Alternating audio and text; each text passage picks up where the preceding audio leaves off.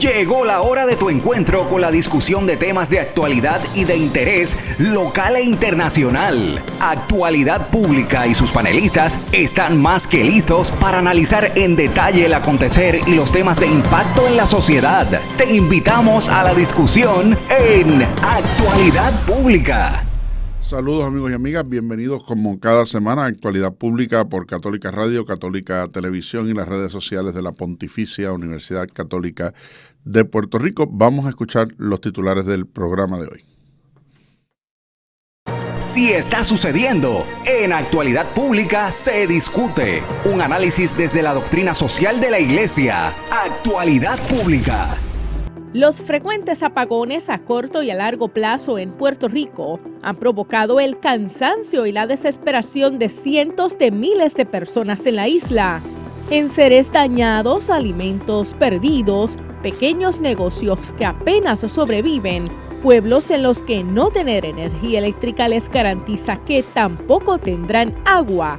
Ese es el saldo de las fallas en la transmisión y distribución del sistema eléctrico en Puerto Rico, a lo que hay que añadir el sufrimiento de los envejecientes y encamados.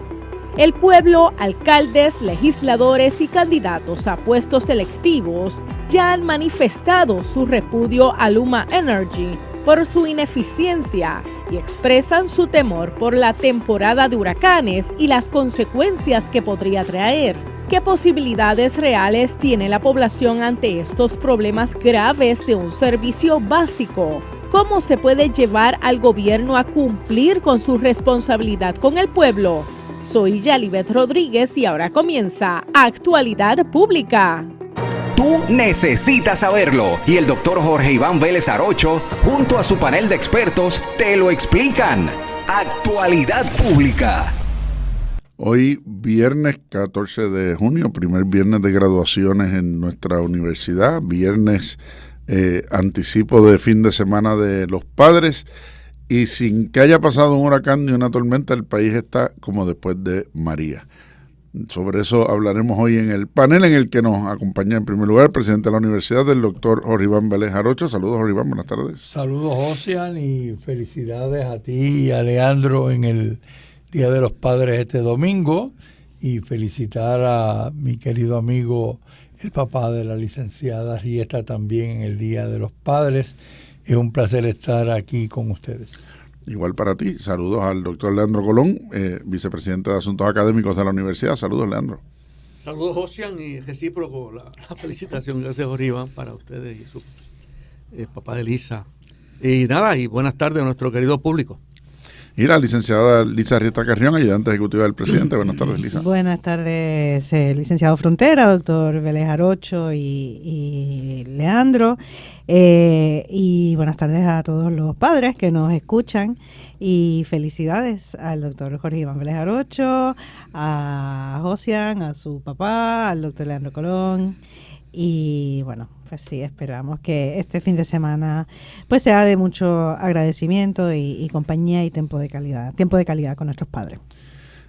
La zona sur, particularmente pueblos de Santa Isabel, Villalba, Juana Díaz, Salinas, llevan 3 semanas sin servicio eléctrico. Coamo también, más de 86,000 abonados en esa zona, y sin que haya una solución de corto plazo. Ayer mencionaba, porque todo el tema es cómo traemos el transformador. Bueno, ayer alguien recordaba que en el 2020, cuando Energía Eléctrica era la responsable y sus oficiales y empleados eran los responsables de esto, pues fue bien sencillo. Montaron el transformador en una barcaza en San Juan, la trajeron hasta Guayanilla, y en Guayanilla la bajaron y la movieron por la autopista, y no hubo ninguna dificultad porque no había nada que impidiera el movimiento de ese transformador. Entonces ahora están rompiéndose la cabeza de cómo hacer esa movida, como si hubiera que reinventar la rueda. Terrestre, con el peso que por implica. transportación terrestre, con el peso, con los puentes, que si se va a quedar atorado,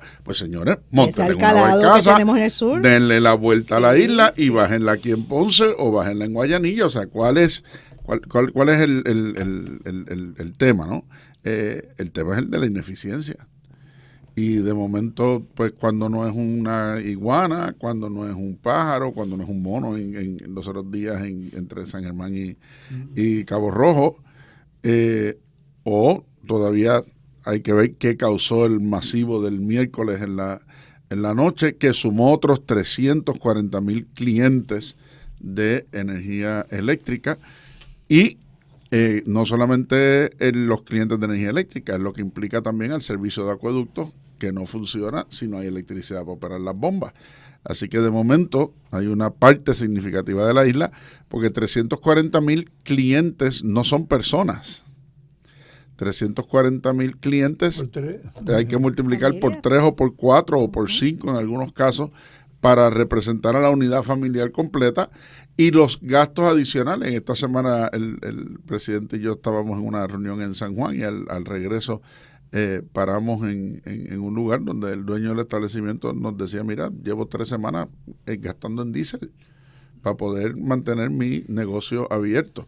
Y de momento uno como que se retrotrae a María y piensa en todos esos encamados que están sin servicio eléctrico, quienes dependen de medicamentos, dependen que tienen que estar refrigerados, quienes dependen de equipo especializado que requiere de energía eléctrica para poder subsistir, de los costos de hacer negocio y de poder mantener operando los servicios básicos que la comunidad necesita, y sobre todo frente a las temperaturas que estamos enfrentando.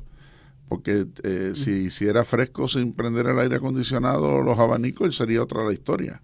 Pero no es así. Y sin que haya una respuesta adecuada ni una exigencia de parte del Estado a que Luma y Genera asuman adecuadamente su responsabilidad. No olvidemos que el titular de toda la infraestructura sigue siendo el gobierno de Puerto Rico, y que estas compañías están contratadas como operadores del sistema de generación, que es el caso de Genera, o como operadores del sistema de distribución, que es el caso de Luma. Por lo tanto, el gobierno no puede decir: ya no es mi responsabilidad. Por el contrario, usted es el dueño que tiene la obligación de exigir para que el servicio se preste y redunde en lo que la ciudadanía espera. Pero el silencio es asombroso. Presidente. Sí, la realidad es que yo no me imaginé que en este programa íbamos a estar hablando de este tema hará, 2 meses atrás, porque ya es un tema que habíamos visto nosotros anteriormente, y yo realmente ni me planteé que la situación iba a volverse lo complicado y difícil de resolver que ahora mismo vemos. Y me quiero explicar. Resolver el asunto que ya está planteado no es trivial. No es trivial. Supongamos que tenemos una empresa distinta para generar y para distribuir. Eso no va a asegurar que nosotros vamos a tener un sistema de generación y distribución de energía eléctrica en Puerto Rico mejor del que tenemos. ¿Por qué? Porque hay que hacer unas grandes inversiones que no se han hecho. Y por lo tanto, si hoy tuviéramos nosotros una gran empresa que genera y una gran empresa que distribuye, el tiempo que tardaría en poner el sistema en condiciones de que no haya los problemas que hemos visto hasta ahora, el tiempo que tardaría va a ser largo y extenso. Y yo creo que eso hay que decírselo a la gente, al público, a los ciudadanos, para tener claro que la cosa se ha complicado con Genera y con Luma, pero a resolverlo, porque los planteamientos, ¿cuándo lo van a resolver? Hay que plantearle y poderle decir: mire, resolverlo va a tardar 5 años, 4 años. Primer asunto. Segundo asunto, para que se resuelva y se pueda comenzar un proceso de reconstrucción de la red eléctrica en Puerto Rico, hace falta voluntad de que ese es el asunto prioritario. Y en un momento en el cual los fondos disponibles para hacer estas acciones están comprometidos, el pueblo tiene que saber que no se podría realizar para asegurarnos que tomamos todo ese dinero para reconstruir la red eléctrica. ¿Qué planteo?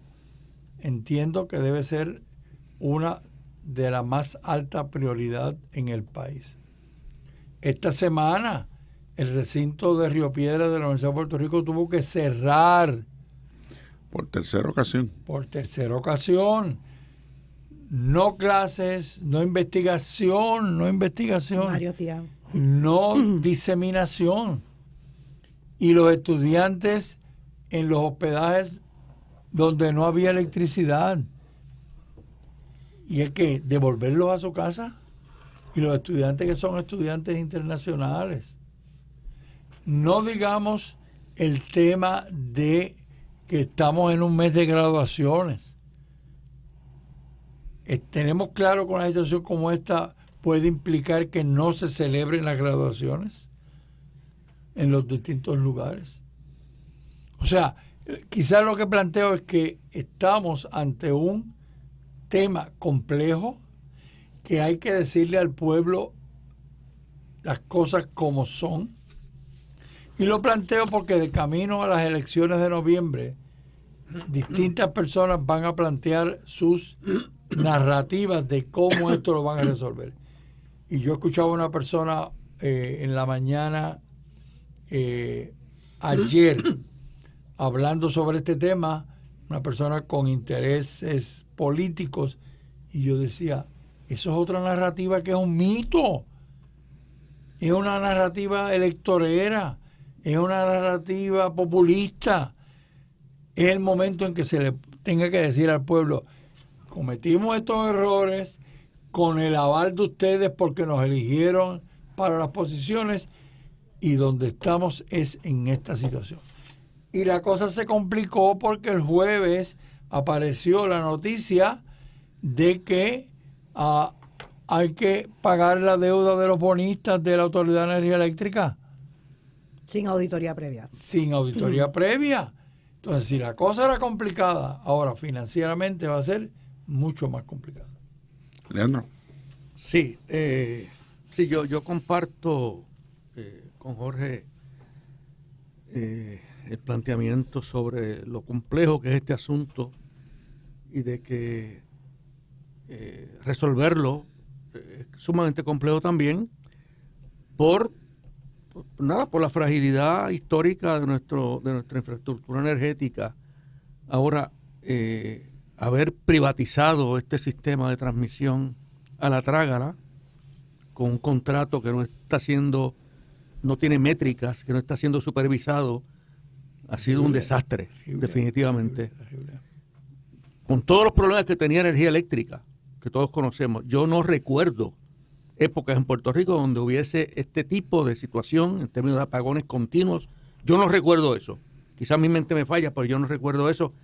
Con todos los problemas que había en Puerto Rico en términos de energía, de la Autoridad de Energía Eléctrica, su deuda, sus problemas de política interna, etcétera, etcétera. Bueno, perdóname, Leandro. Sí. Tan extraño era que cuando había un colapso de esa naturaleza siempre se usaba el término sabotaje. Definitivamente. Sí. Cierto. Tan extraño era que hubiera un colapso de esa naturaleza sabotaje, que cuando correcto. ocurría siempre surgía el término sabotaje. Sí, cierto, así mismo es. Entonces, es una desgracia, desde cualquier punto de vista que uno lo mire, es una desgracia lo que está ocurriendo. El sistema de energía eléctrica es parte de nuestra infraestructura, como José han comentado al principio, de nuestro capital social, de nuestra infraestructura, que es base fundamental para el desarrollo del país. Entonces, imagínense ustedes un país que lleva tanto tiempo en una grave recesión económica, que su sistema eléctrico haya colapsado, en el contexto de la ausencia de un plan de desarrollo económico. O sea que esto es sumamente crítico. Se afecta a la economía, se afecta a su capacidad competitiva, sin hablar de los impactos sociales. Los impactos sociales, los impactos de la salud física y emocional de las personas. Sin hablar de que este problema genera más pobreza dentro de la situación de pobreza que viven muchos sectores de nuestra población. Se impacta gravemente todo el mundo, pero se impacta gravemente la población de adultos mayores. O sea que realmente estamos viviendo un momento desastroso en un contexto de una época de posibles impactos que ojalá que no ocurran de algún huracán. O sea, yo no quisiera imaginarme qué ocurriría en Puerto Rico si nos ataca un huracán tipo María, como el que ocurrió hace como 7 años. La verdad es que requiere mucho pensamiento, es un tema complejo, complicado, que requiere una planificación eficiente, intenciones de mejorar el sistema de forma eficiente, sin hablar y comentaré sobre eso un poco más adelante, de que esto es parte de la economía neoliberal, o sea, de esa economía que mata, como dice el Papa Francisco. Lisa. Luma ha reportado que tiene 1.468.223 clientes y se han quedado 341.943 abonados sin electricidad. De nuevo, ¿verdad? Me sumo a lo que dijeron ya los compañeros, que no estamos hablando de individuos, sino de hogares, ¿verdad? Pero si usáramos ese término, esa unidad de abonados, estamos hablando de un 23%, casi una cuarta parte de la clientela, ¿verdad? O de los abonados de Luma, ¿verdad? Que sirve Luma, que se han quedado sin este servicio básico, sin un evento atmosférico, ¿verdad? La electricidad, pues sí, en tiempos contemporáneos, pues ya en las enseñanzas sociales de la Iglesia se ha incluido como un servicio básico, ¿verdad? Al que tenemos derecho al acceso, ¿verdad? Pues porque tener electricidad en el caso, bueno, en todos los casos, ¿verdad? Pues son necesarios para nuestras operaciones básicas. En el caso de personas con condiciones de salud, pues se vuelve un asunto más grave todavía. Es condición para, en el caso de que se opere, ¿verdad? Pues un negocio, se presta un servicio profesional, pues para que se pueda llevar a cabo adecuadamente. Y pues eso que mencionaba José al principio del empresario que está gastando en compra de diésel y de gasolina, que es algo que se replica en los hogares, pues muchas veces no ve un reflejo, ¿verdad?, en un crédito en la factura de luz, cuando realmente ha sido menor el uso de este monopolio, ¿verdad?, de servicio eléctrico que tiene, ¿verdad?, pues estas compañías privadas que administran las 3 operaciones de energía eléctrica. Luma desde el 2021, la transmisión y la distribución, y Genera desde el 2023 en el caso de la generación. José menciona, ¿verdad?, que lógicamente, y el presidente también lo mencionó, pues le toca a la Autoridad de Energía Eléctrica supervisar estos contratos de administración, y sin embargo recientemente escuchamos al gobernador diciendo que supervisa el negociado de energía. Pues son estas incongruencias que, bueno, también tienen relación con esa narrativa de la que hablaba el presidente, ¿verdad? Politizada, ¿verdad? En estos tiempos de elecciones, que no es una narrativa nueva, ¿verdad? Estamos, yo creo que ya cansados los puertorriqueños, muchos puertorriqueños, de escuchar las mismas promesas, contarle que votemos por ellos, como, ¿verdad? Propio de una mentalidad neoliberal, ¿verdad? De venderse, de no aumentar la factura de luz, que luego fácilmente no se cumplen porque aparecen, se ha sabido mucho también la discusión en la radio recientemente, porque aparecen entonces elementos nuevos que no permiten al recién electo pues cumplir con sus promesas, no por culpa de él, sino porque pues no contaba con estas nuevas condiciones, ¿verdad?, que se le presentan o problemáticas.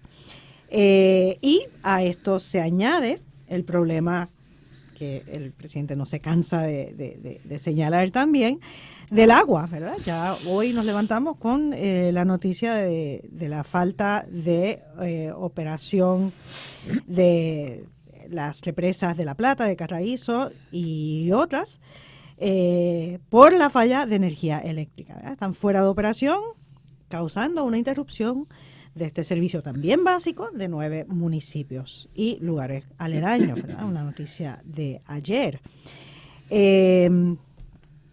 Y pues realmente se necesitan soluciones, no más promesas, sino soluciones. La legislatura pues ha declarado un estado de emergencia, ha aprobado un paquete de medidas, pero necesitamos ver acción porque estamos hablando de vidas, de ejercicio de la profesión, de estudios del futuro de nuestro país, de un desarrollo adecuado, sobre todo en un momento en el que nos preparamos o se nos exhorta a prepararnos para eventos atmosféricos que hemos vivido recientemente en nuestra historia, como pueden ser los huracanes y los terremotos, y nos tienen pues sin recursos, ¿verdad?, para enfrentar estos desastres. Es interesante, tú mencionas el llamado de los legisladores a que se declare una emergencia energética. Se han unido a ese reclamo también los 2 grupos de alcaldes.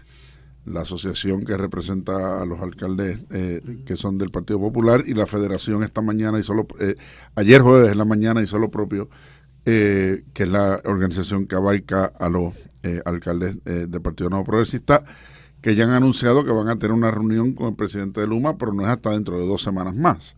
O sea que a dónde tiene que llegar la situación. Incluso un tema que varios analistas han discutido en el resultado de la primaria en el Partido Nuevo Progresista, cuánto peso tendría la defensa expresa que ha hecho el gobernador sobre Luma y su contrato, a la hora de mucha gente tomar la decisión de por quién votar en esa primaria, cuando la comisionada residente y ahora candidata a la gobernación por el Partido Nuevo Progresista ha hecho el llamado a revisar el contrato y ha insinuado, ¿verdad?, que de ser electa gobernadora lo haría. Claro, del dicho al hecho hay un gran trecho y el peso de la legislatura va a abarcar esa dirección. Bueno, ahora de la verdad, donde radica el poder en las circunstancias de las que estamos, y no olvidemos que por ahí siempre asoma la cabeza y mete la mano la Junta de Supervisión Fiscal. Sí, no voy a poder hacer todos los comentarios sobre este tema ahora al final de esta sección, pero lo continuaré en la próxima. Pero voy a añadirle un elemento adicional estratégico a la conversación que estamos teniendo aquí. Aquí, como ustedes saben, en tantas partes del mundo se ha hablado de la importancia de que por la situación del cambio climático nos movamos a los automóviles eléctricos como un elemento importante, ¿verdad? Y de hecho hay países que ya se han movido fuertemente. Puerto Rico está comenzando a mirarlo como que eso es algo que tenemos que hacer. Bueno, pues déjenme comentar con ustedes una noticia que acaba de salir del 20 de marzo del 2024. los otros días. Dice, mientras países como Noruega han alcanzado una tasa del 80% de ventas de autos eléctricos, otros como Países Bajos, comienzan a sufrir el colapso de sus redes eléctricas por la alta demanda de energía de su parque automotor enchufable. O sea, esta situación que ahora estamos viendo con la manera de Genera y Luma y tal, pero aquí se ha estado hablando de que nos queremos mover primero los autos híbridos, después los autos eléctricos. No se trata de cantidad de cargadores, sino de capacidad eléctrica de las ciudades.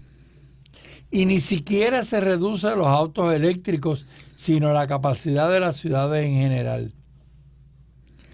Stedin, el mayor distribuidor de energía eléctrica de los Países Bajos, ha lanzado una advertencia al decir que la situación es insostenible. Y a la vuelta del receso continuó con mi comentario. Y eso, y solamente un señalamiento para que no se nos olvide ahorita, California, que había establecido una ley para un número mínimo de carros eléctricos en un periodo de tiempo muy corto, ahora se está enfrentando al problema de que tiene que quemar más carbón y más combustible para producir electricidad suficiente para esos carros, produciendo emisiones de carbón que superan las de los carros regulares eliminados por moverse a la electricidad. La paradoja del progreso ambientalista cuando no se mide adecuadamente y, como diría el Papa Francisco, de forma integral. Regresamos enseguida, vamos a la pausa. Esto es Actualidad Pública. Crisis energética, políticas públicas, manejo de la deuda del país, asuntos de la iglesia, violencia, en fin, asuntos de importancia que impactan la sociedad. Por eso es Actualidad Pública. Regresamos, amigos y amigas, a Actualidad Pública por Católica Radio, Católica Televisión y las redes sociales de la Pontificia Universidad Católica de Puerto Rico. Hoy viernes 14 de junio, hablando sobre toda la situación de la crisis en el servicio energético que hemos visto en la isla en estas pasadas semanas. No solo el apagón de mediados de esta semana en la zona metropolitana, sino principalmente la situación que se está viviendo aquí en la zona sur, que ya lleva más de 3 semanas afectando 5 o 6 municipios de la región. Sí, en el turno anterior, finalizando la sección anterior, estaba hablando sobre la alerta que se ha planteado en Europa con respecto a un problema similar al nuestro, digo, de origen distinto, porque no era cuestión de Luma y Genera, sino allá es el tema de los autos eléctricos, que es una alternativa que aquí se está mirando. Así que de cara al futuro y pensando, como dije anteriormente, que la solución de un sistema eléctrico confiable va a tardar tiempo, ojo a la discusión de movernos a los autos eléctricos en este momento. Sigo leyendo de este informe. La ciudad de Utrecht ya tiene mayor demanda de electricidad que la capacidad de la red general. Y situaciones similares podrían presentarse en muy poco tiempo en Rotterdam, Ámsterdam y La Haya. Pero el problema no es exclusivamente europeo. Elon Musk, el CEO de Tesla, dijo recientemente en su intervención en la conferencia del Bosch Connected World, y cito: primero hubo escasez de chips de red neuronal.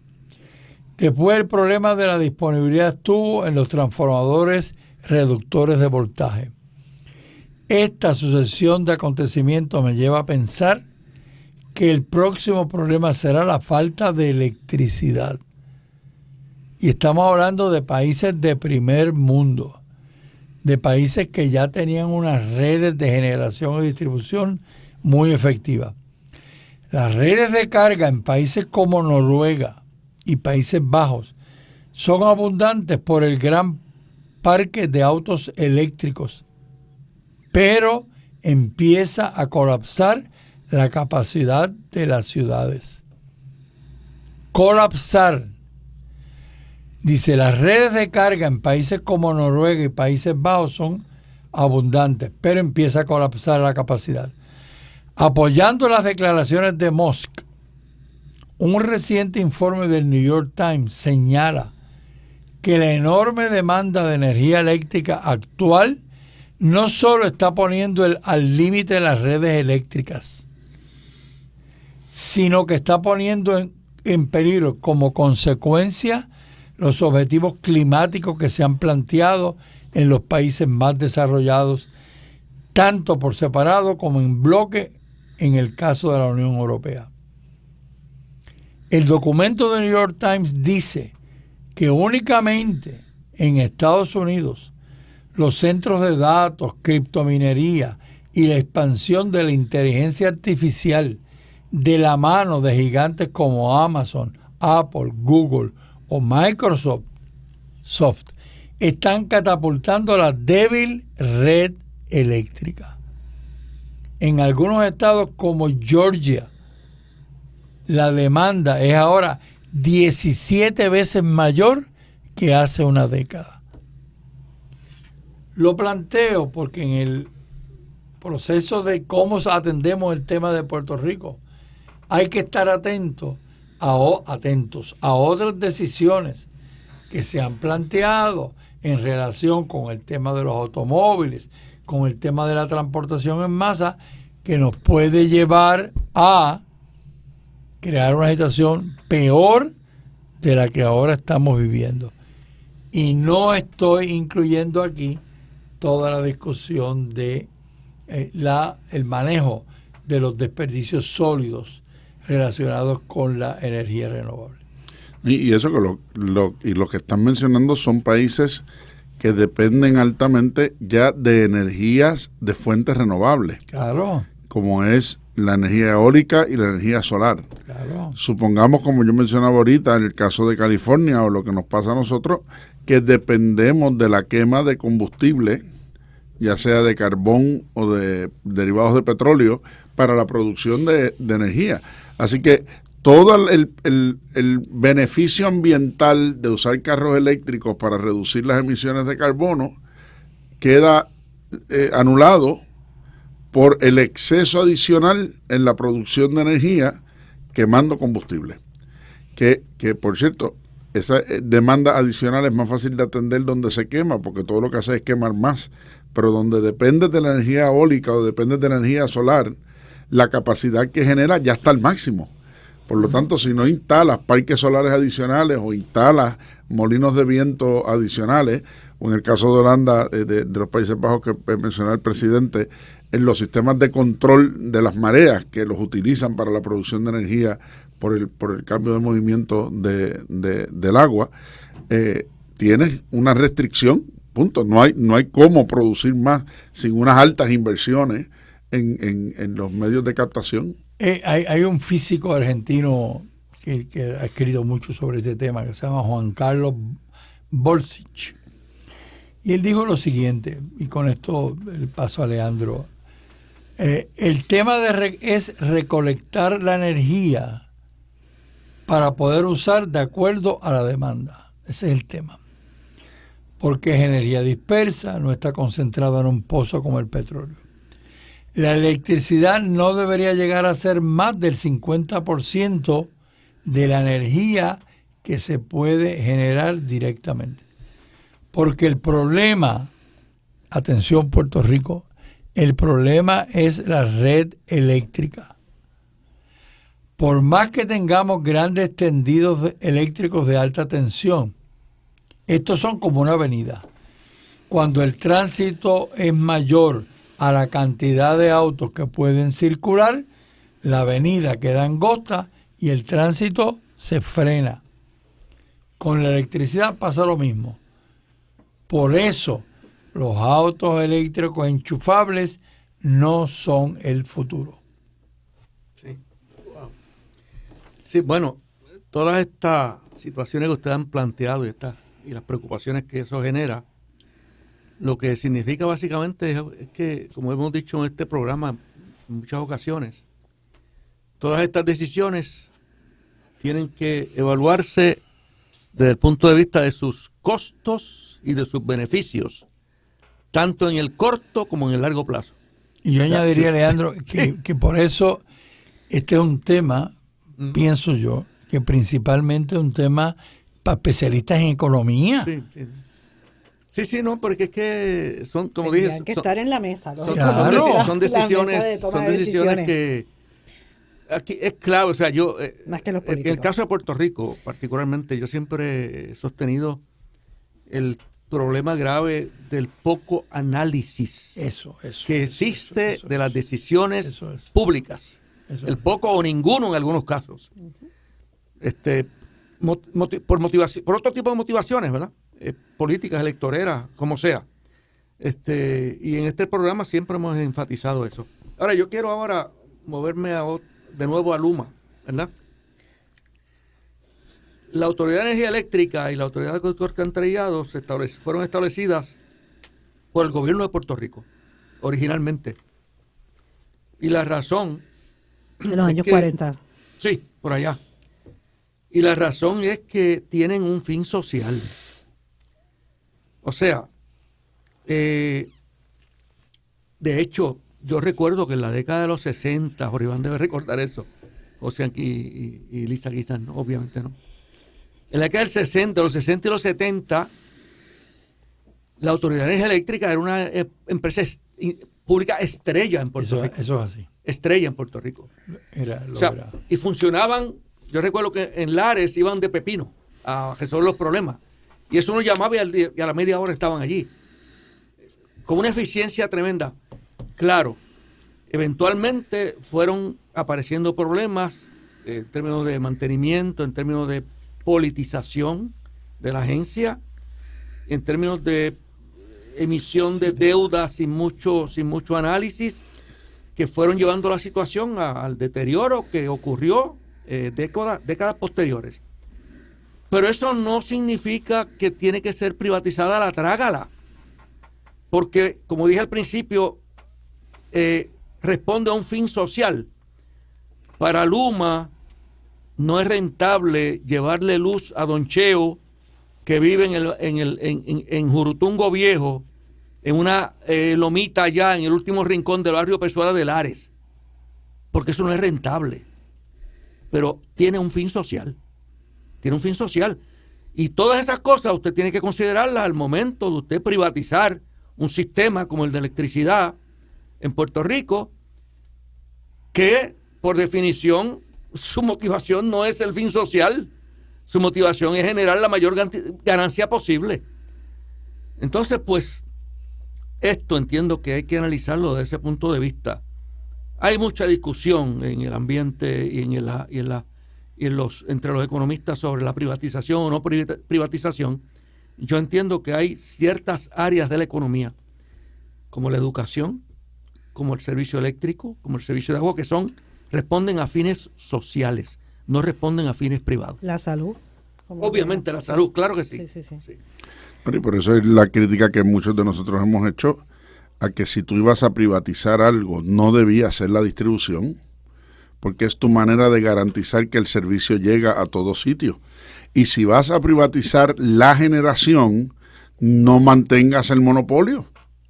Porque si la idea es entonces poner a competir a los privatizadores de la generación para entonces poder lograr una reducción en los precios y mejorar entonces contra eso el valor que recibe la ciudadanía del servicio que tiene ante sí. Es interesante ver los resultados recientes de las elecciones en Europa, donde los movimientos claramente hacia la derecha.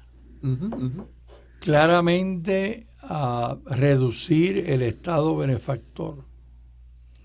Entonces, y eso no es algo que ha sido anecdótico. La tendencia de los pasados meses ha sido realmente determinante.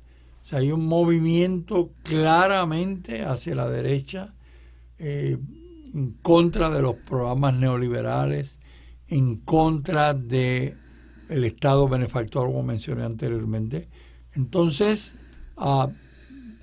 yo veo unos escenarios de choque y de tensión entre lo que estamos hablando aquí y el tema de quienes están optando por la representación en los países. Yo estaba, pensando que escuchando a Leandro, pues también comentaré otro asunto, pero con este tema de la noticia que nos comparte el presidente de que Holanda está al borde del colapso de su sistema, ¿verdad? Pese a haber introducido pues estos vehículos eléctricos que a su vez, ¿verdad?, dependen de esa energía no renovable del petróleo, pues que hay como un acercamiento entre países del primer mundo y países de África, ¿verdad?, que han vivido tanto tiempo sin electricidad, un parecido a nuestro país también, que pues, es curioso porque se cumple, entiendo yo, lo que dijo Benedicto XVI en la caridad en la verdad, que si los países del primer mundo no integran en estas decisiones políticas internacionales a los países del tercer mundo, si no cuentan con ellos, si al contrario obstaculizan su entrada en el mercado, pues todos se perjudican, todos, los países del primer mundo y los países de los demás mundos, segundo y tercer mundo. Y bueno, otro comentario también a lo que mencionó el presidente, ¿verdad? De este científico que recomienda, ¿verdad?, que el 50% del sistema eléctrico pues sea de esas fuentes fósiles, pues va a chocar siempre con esos grandes intereses que no desean liberar esos espacios de poder para que entren otras opciones, otras alternativas de fuentes de energía renovables. Y se va a requerir, Lisa, como tú planteaste primero, mucha voluntad política de los distintos frentes. Sí. El frente que defiende las políticas que tienen que ver con el cambio climático, los que tienen que ver con la capacidad de las ciudades de poder existir utilizando la red eléctrica y de la generación de la electricidad con distintas fuentes. Ahí sí que tiene mucha importancia esa voluntad política, definitivamente, que tiene que resistir esa presión de esos grandes intereses. Y la voluntad política siempre, pienso yo, está determinada por cuántos tienen acceso a tener ese poder político. Porque si la sociedad está muy fragmentada, conseguir la voluntad política para poder adelantar asuntos como esto es muy complicado. Ese es un tema para un programa completo de actualidad pública, definitivamente.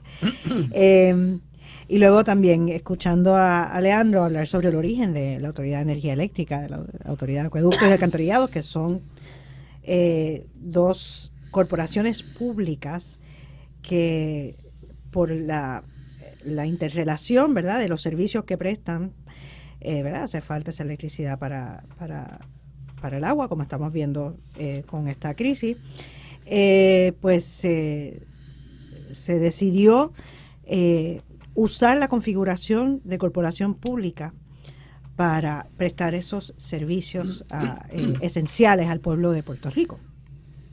¿Por qué digo que? Porque siempre a veces usamos la palabra agencia generalizada para todo, pero ¿por qué enfatizo que son corporaciones públicas? Porque precisamente en el origen la voluntad era que no fueran politizadas, que tuvieran algo de independencia.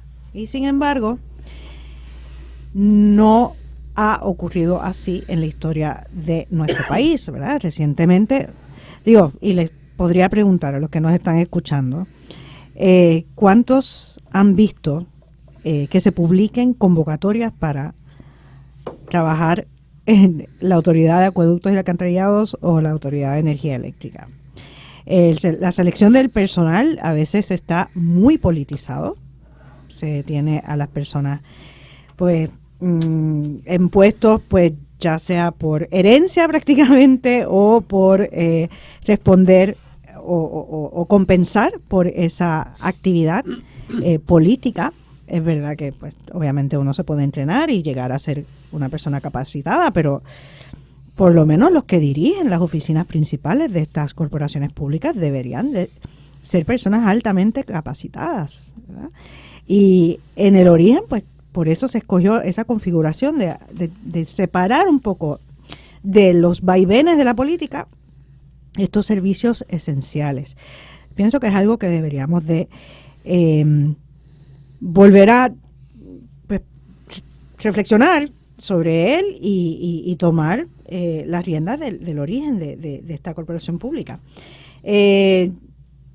Y bueno, pues termino pues con una cita de alabado sea, de la encíclica del Papa Francisco, sobre esa cultura ecológica, ¿verdad? Hablando de ese paradigma tecnocrático que denuncia en esa encíclica. Pues parece que está hablando a Puerto Rico. En el número 111 dice que la cultura ecológica no se puede reducir a una serie de respuestas urgentes y parciales a los problemas que van apareciendo en torno a la degradación del ambiente, al agotamiento de las reservas naturales y a la contaminación. Parece que escuchó a Leandro hablando sobre eso, la importancia de reflexionar, de estudiar, de que no sean simplemente unos impulsos para resolver, y el primero que aparezca para resolver, pues ahí le doy el contrato. Dice el Papa, debería ser una mirada distinta, un pensamiento, una política, un programa educativo, un estilo de vida y una espiritualidad que conformen una resistencia ante el avance del paradigma tecnocrático. De otro modo, aún las mejores iniciativas ecologistas pueden terminar encerradas en la misma lógica globalizada.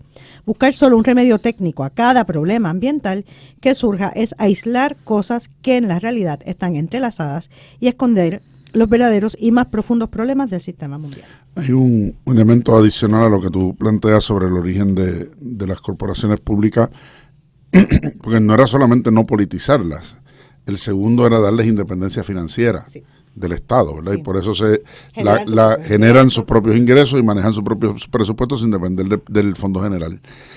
Y si hubiera sido así, y ese nivel del que hablaba Leandro ahorita y del que hablábamos en la primera parte del programa, permitía entonces también que el dinero se reinvirtiera en la infraestructura y en el desarrollo, y no que se perdiera, ¿verdad? Todo lo que se había hecho por el no poderle dar mantenimiento, etcétera. Y el mejor ejemplo son las hidroeléctricas.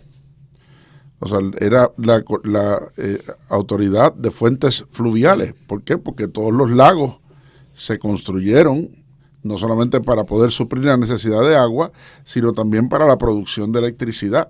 Yo me pregunto, ahora que el gobierno federal está invirtiendo tantos millones de dólares en la rehabilitación de Oaxaca, del lago de Oaxaca y de la represa, ¿no sería el momento de reinvertir en restablecer la hidroeléctrica que operaba allí? Y no solamente restablecer claro, lo que se está haciendo con la represa es porque toda la zona de Isabela, Aguadilla, Moca, San Sebastián dependen de esa reserva de agua para agua potable. Pero ya que estaban haciendo esta inversión, ¿no sería el momento de repensar el uso de la producción hidroeléctrica allí, por ejemplo? O segundo, con el paso del tiempo, la politización permitió no solamente la desarticulación administrativa, sino también poderle tomar prestado a estas entidades para las deudas del Fondo General. Entonces, como se prestaba de gobierno a gobierno, aunque fueran corporaciones públicas, es la mal llamada deuda extraconstitucional. Claro, porque si me presto a mí mismo, no entra en los límites de la deuda. La quiebra de la y entonces llevamos a la quiebra de un monopolio, de alguien que llevamos a la quiebra un monopolio. Da el servicio. Llevamos a la quiebra un monopolio. Y hay un tercer elemento que lo discutía yo con mis estudiantes precisamente el curso de monopolio, que es la diferencia en por qué el gobierno federal forzó la desaparición de los monopolios telefónicos, pero no lo puede hacer con los monopolios eléctricos ni de agua. Y es que una vez apareció el celular y toda la posibilidad de tú hacer la telefonía por vía satelital, tú no requieres de una red de distribución, no requieres de una infraestructura de una red de distribución. Supongamos que nosotros abriéramos a la competencia la distribución de la electricidad. ¿Cuánta cablería? Como es en otros lugares. ¿Cuánta infraestructura adicional o de agua se necesitaría, verdad? Entonces, eso permite, ¿verdad?, que en el esquema jurídico norteamericano se siga manteniendo estas figuras de los monopolios de utilities, sobre todo porque alguien tiene que tener el control de la infraestructura a través de la cual se distribuye el servicio. La economía de escala. Claro, y la economía de escala que eso representa. Por eso es que resulta increíble desde una perspectiva de lo que debía ser eficiencia y efectividad, el que estemos en una situación como la que estamos y de nuevo que nadie esté en la disposición de asumir la responsabilidad de lo que está pasando. Y es que aquí que ha habido una ya no hay nada que perder, politización increíble en todas estas entidades, y lo veíamos cuando llegaban, lo vemos cuando llegan las elecciones, los fulanos, los energéticos, apoyando a A o a B o a quien sea, ¿no? Por mencionar. Entonces, el tema de la politización que le ha hecho tanto daño al Departamento de Educación, al tema de agua, al tema de energía, está metido como un elemento importante dentro de todo esto. Sí, y de nuevo, quien lo sufre es el pueblo.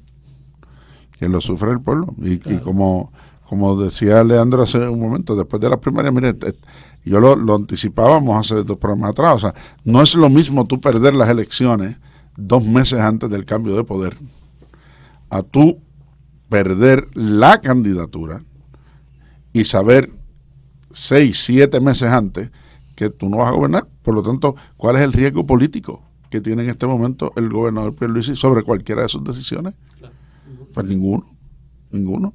Y esto es indicio, ¿verdad?, lo que estamos viendo, y el silencio de, no, pues que respondan ellos. No, pero exíjale usted que respondan.